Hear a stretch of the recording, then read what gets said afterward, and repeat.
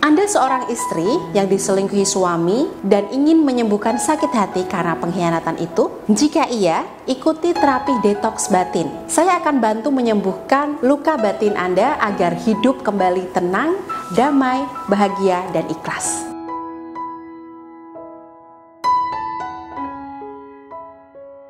Setelah diselingkuhi suami, apakah istri harus langsung memaafkan suami? Atau kita ada hak untuk marah, ngambek, dan cuekin suami dulu, baru kita maafkan? Atau kita harus menunggu suami minta maaf dulu, baru kita maafkan?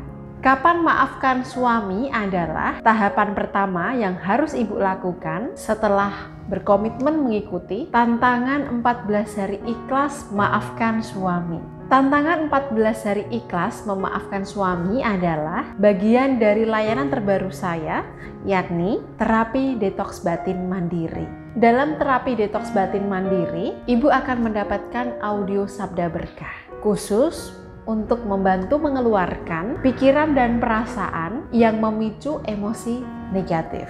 Ibu tidak akan sendirian saat dengarkan audio ini. Saya akan berikan bimbingan private melalui WhatsApp untuk melatih ibu membuang kesedihan dan kekecewaan agar batin lebih lapang. Insya Allah setelah itu batin ibu akan lebih kuat, tenang, serta lebih siap mengembalikan keharmonisan rumah tangganya.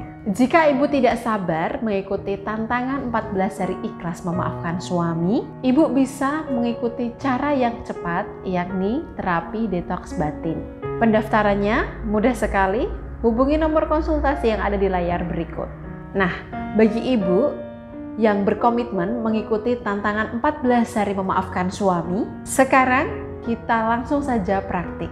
Saat semua bagian hidup ibu terasa menderita, saat ibu membawa kemarahan dalam semua hubungan sosial seperti teman maupun anak-anak, saat ibu mudah terpicu emosi, melihat hal yang tidak sesuai dengan harapan ibu, saat ibu sering salah paham, saat ibu sering menghabiskan waktu untuk hal yang tidak berguna seperti mabuk, merokok, tidur seharian, lupa beribadah, dan sebagainya, saat ibu mudah cemas, tertekan, bingung, takut, bahkan kehilangan tujuan hidup, di saat itulah ibu harus bisa belajar memaafkan suami. Secara perlahan, ibu harus bisa menerima apa yang terjadi sebagai kenyataan. Dengan cara ini, ibu akan lebih mampu mengontrol emosi, tidak mudah uring-uringan, mental anak-anak ibu tumbuh secara sehat karena tidak menjadi pelampiasan amarah ibunya. Mbak Maida, suami sudah sakiti saya berkali-kali. Dia tidak meminta maaf, tapi malah saya yang disuruh Mbak Maida untuk memaafkan.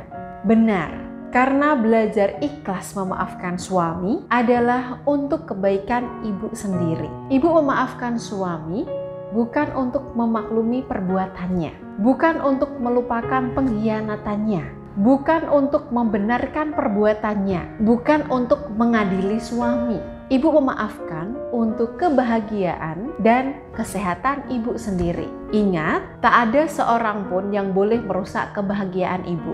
Ibu adalah pemegang kendali atas kebahagiaan ibu sendiri. Sekarang, saya menugaskan ibu untuk membuat sebuah catatan 14 hari ikhlas maafkan suami. Siapkan satu buku diary khusus. Di halaman pertama buku tersebut, silahkan tulis, saya siap maafkan suami dan saya siap menyambut diri saya yang baru. Selanjutnya, di halaman kedua, tulislah jawaban dari pertanyaan yang saya ajukan berikut. Pertama, kenapa saya harus memaafkan suami? Kedua, apakah dengan memaafkan saya akan mendapatkan keuntungan? Ketiga, apakah dengan memaafkan sama dengan saya bertanggung jawab dengan hidup saya? Keempat, apakah dengan memaafkan saya bertindak adil untuk kebutuhan saya sendiri? Kelima, apakah dengan memaafkan saya mampu menunjukkan diri lebih bermartabat? Setelah menjawab pertanyaan ini, ibu akan lebih kuat komitmennya untuk memaafkan suami. Karena memaafkan adalah untuk kebahagiaan ibu sendiri.